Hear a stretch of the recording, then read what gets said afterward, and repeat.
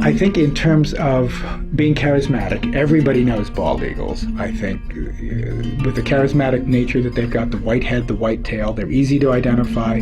People want to protect them. They've always wanted to protect them.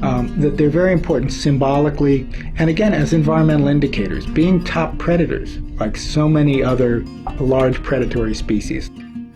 If there's anything going wrong in the environment, particularly in terms of pollutants, it often shows up first in these top predators. Eagles were the indicator. Eagles were the things that made people sit up and pay attention and say, oh, maybe we need to do something about this.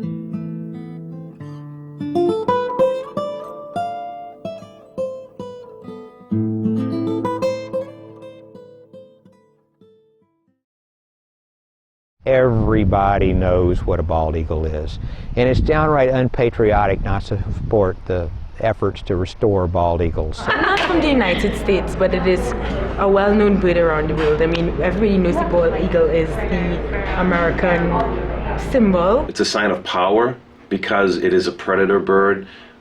It has no natural predators against it. Beyond being our national symbol, I think there's this cultural heritage where, you know, every school child in the United States can identify a bald eagle. They may not know a blue jay at their bird feeder, but they all know a bald eagle. What does a bald eagle mean to me when I see one out in the wild? What it means to me, the first thing that comes to mind is you know, God bless America, and you know, it's a symbol to me, and you know, I think of our soldiers overseas.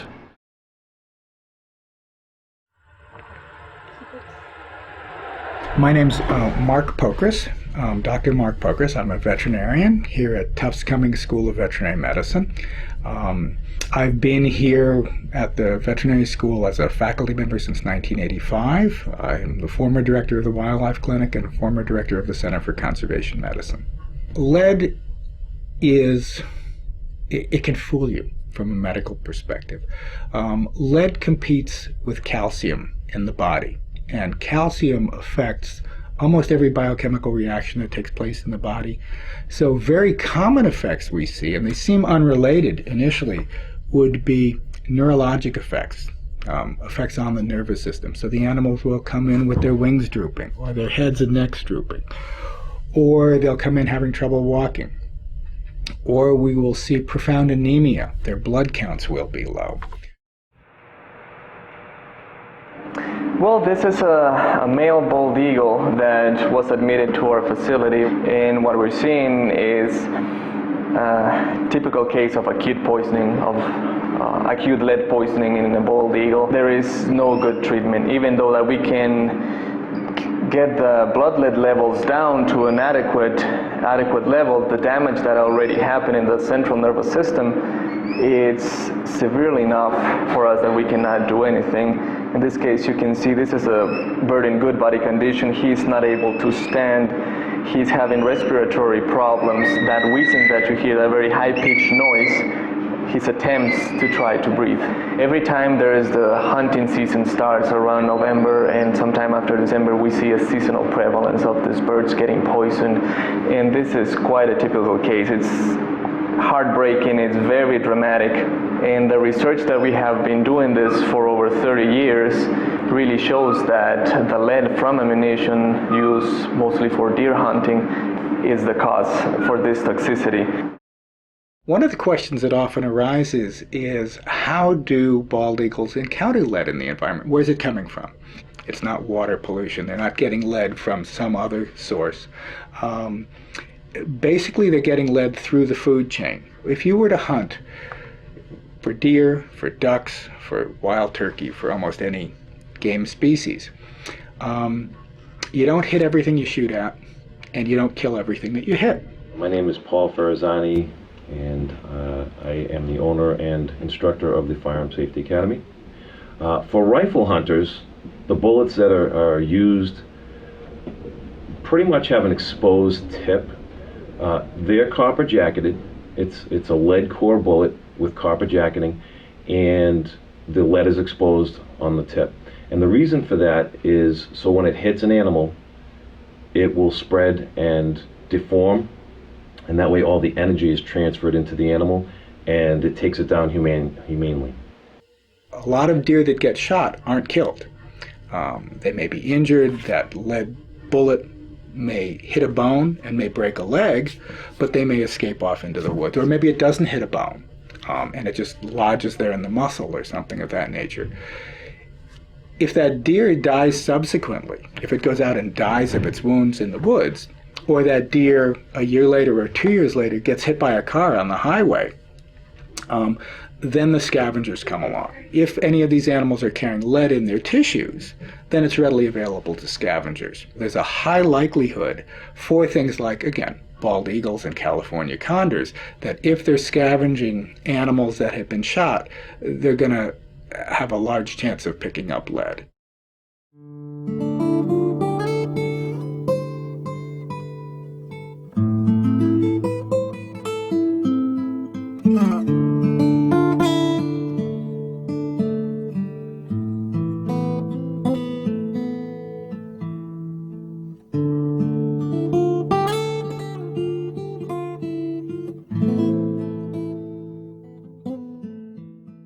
What we're doing this morning is we've gotten a bunch of dead bald eagles from some biologists up in the state of Maine, and we're going to help the biologists figure out why these animals died.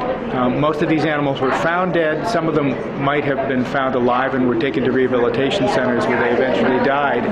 But we've got a whole series of bald eagles in the freezer, and this morning we have enough veterinary students that we are going to be doing necropsy exams on 8 bald eagles.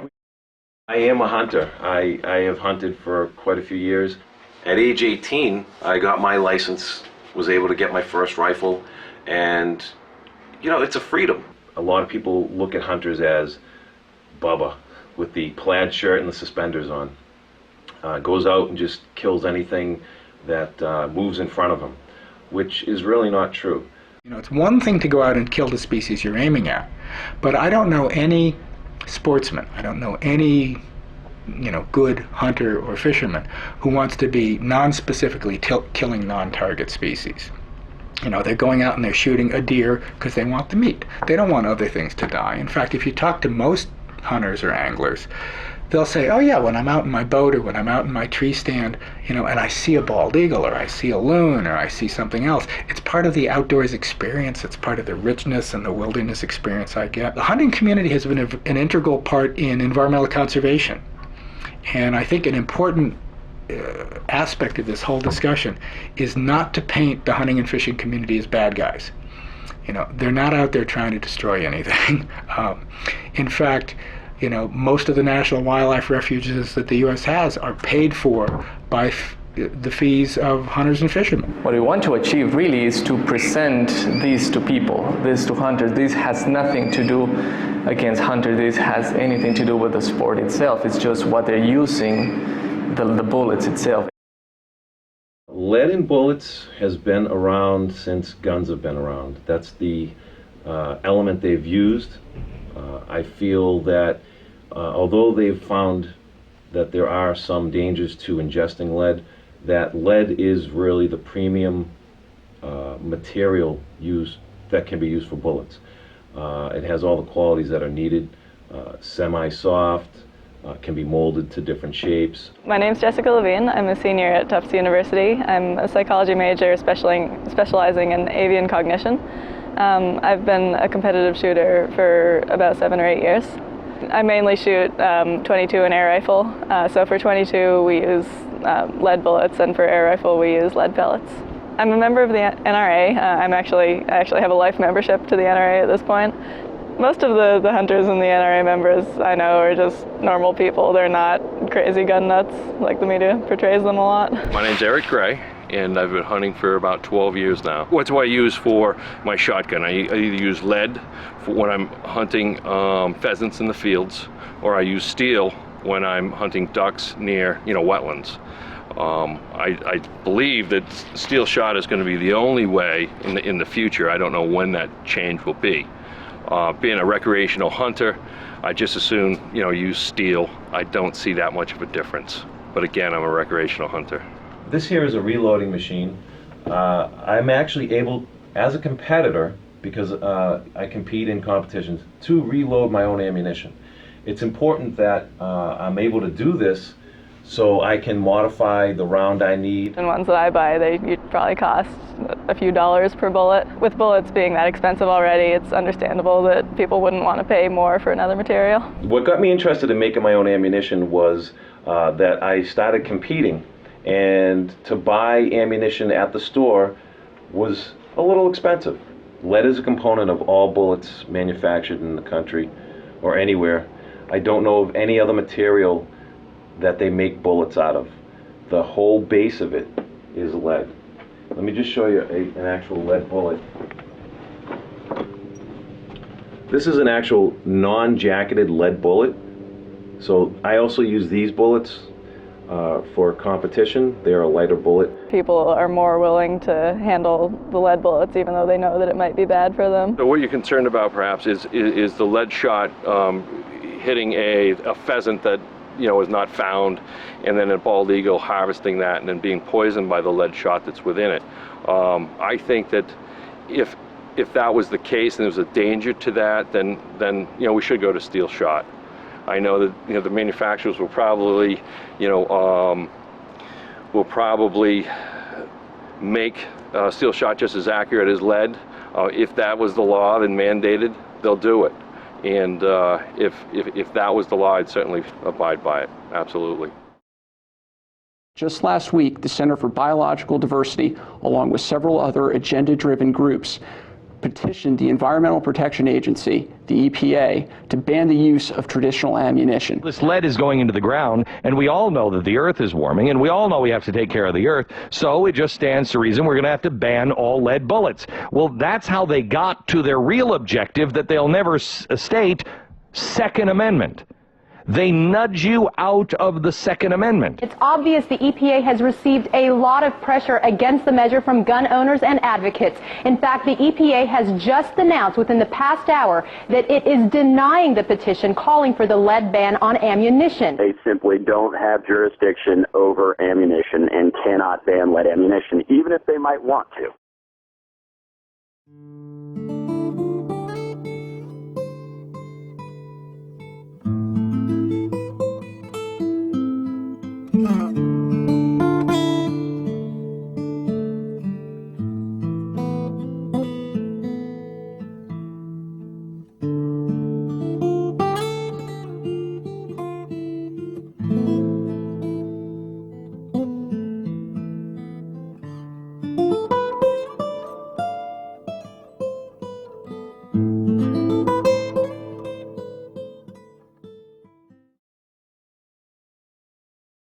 A number of organizations, the Canadian Wildlife Service, the Peregrine Fund, the Raptor Center at Minnesota, have tried to hold meetings where we would get hunting groups and fishing groups together with other conservation groups, together with manufacturers of hunting and fishing gear, and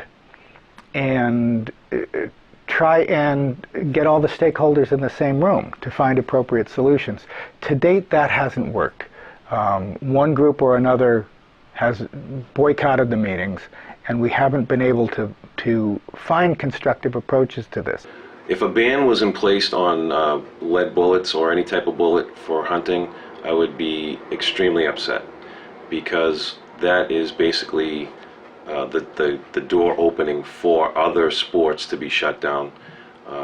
Hunting is a small little percentage of what's really out there for the act of shooting sports.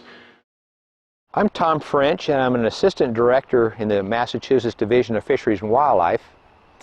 and I'm in charge of the Natural Heritage and Endangered Species Program. In Massachusetts, bald eagles disappeared because we cut the trees off the landscape, but across the continent, they were one of the victims of DDT and other powerful agricultural pesticides. The organochlorine and pesticide period was really from about 1940 through even the early 1970s. DDT was banned in 1972. Their populations have recovered from the pesticide use.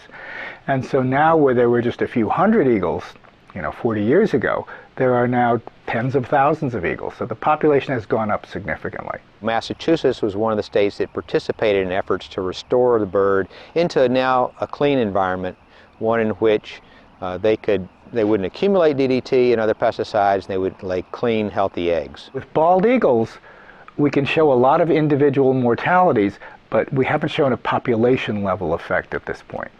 And I would say it's somewhat akin to what we see in human medicine. As we sit here in the room today, Center for Disease Control would probably estimate that there are between 250 and 300,000 children in the United States with lead poisoning.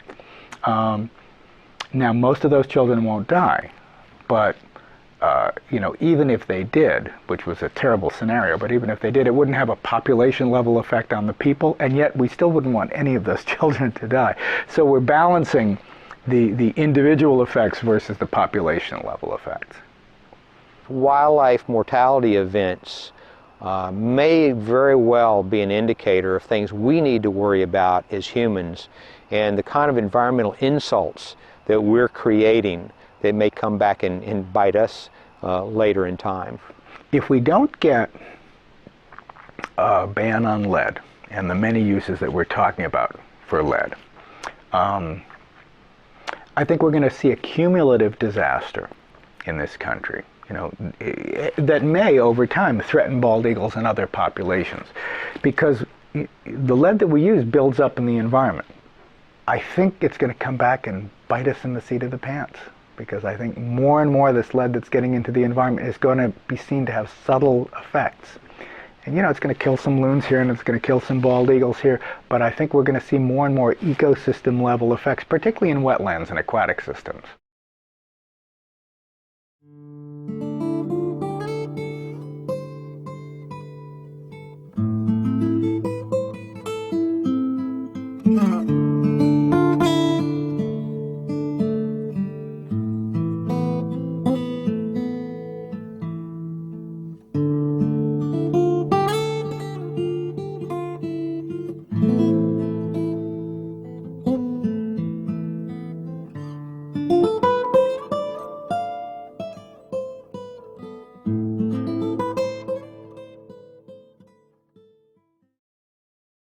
So since last March of 2011, we've necropsied 36 bald eagles. Of those 36, 6 of them, 1/6 of the total, have had lead poisoning. Death from lead poisoning is not quick, and it's very painful and unpleasant. These animals are suffering a great deal. They're in great pain. They're having respiratory problems. It's a very slow, painful way for an animal to go, and it's totally preventable. We're embarking on this era of tremendous loss of biodiversity on this planet. And, as I think it was John Muir who said, the intelligent tinkerer saves all the pieces. And as we tinker with life on this planet, as we introduce more toxic materials and more technology, as more and more of the Earth's surface is taken over directly and indirectly for human activities, we have to save space for these other species. If we have God-given rights to things on this planet, they all do too. Whether you believe in creation or evolution or anything in between, if we're here for a purpose, they're here for a purpose. And we need to preserve those lives and that purpose. Around the end of the 1800s, the early 1900s, there was a grouse-like bird that was pretty widely distributed in New England and eastern North America. It was a big grouse called the heath hen. And they suffered from habitat destruction, they suffered from overhunting, and the populations went down and down and down and down. The Massachusetts Division of Fisheries and Wildlife has an early film of the last heath hen on Nantucket. And every time I see that film, I cry. You know, because here's, you know, biologists, and you're getting to watch something that will never occur again on this planet. And that's just, it's a tragedy, and it was a totally preventable tragedy. And we have to take a role in making sure that doesn't happen again.